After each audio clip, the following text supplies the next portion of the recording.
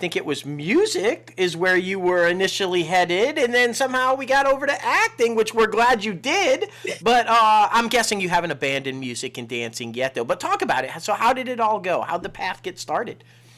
Ooh, y'all. So in the beginning, all right. I love in the beginning. I love it.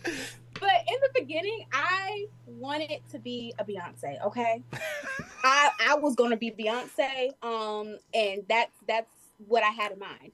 And so I started actually taking vocal lessons with my vocal coach still, Victoria Wilson. And I was just getting into it. So, and this is a lot. Everybody is so surprised when I say this, but I was very shy when I was younger.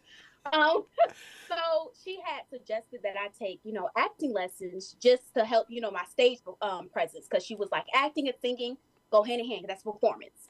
And so she actually introduced me to Rob Demery at Red Light Arts, and so I started taking acting lessons with him first, and that was strictly just to get me out of that shy, timid stage of my career, because she was just trying to, get me out of that. And so when I started actually taking acting lessons with him, I don't know what happened, but I felt like I was supposed to be there. I don't know, like I felt like I'm like, oh my gosh, because I never thought about acting. I really didn't. Like, I don't know why, because I always grew up with my dad. He always played like Michael Jackson and everybody. So I grew up with music. That's what I grew up with.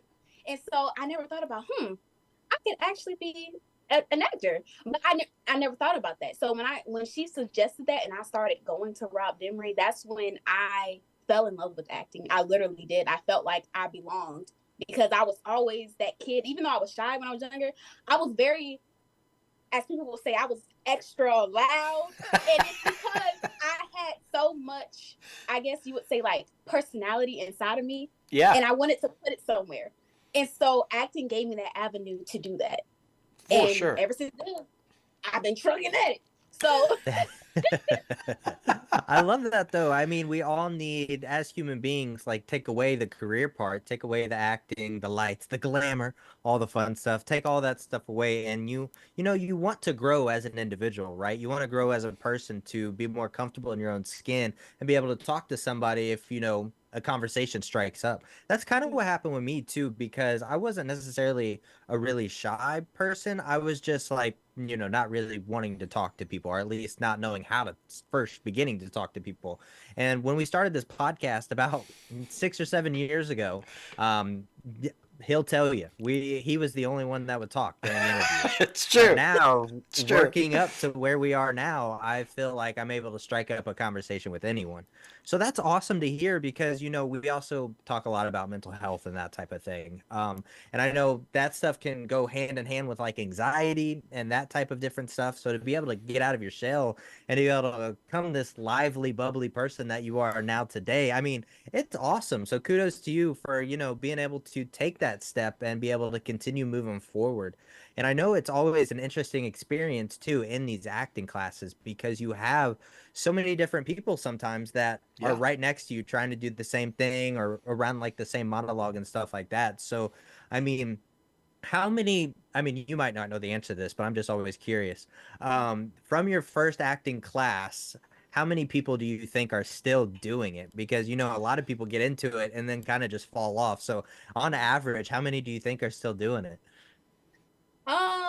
That's a good question. Right? I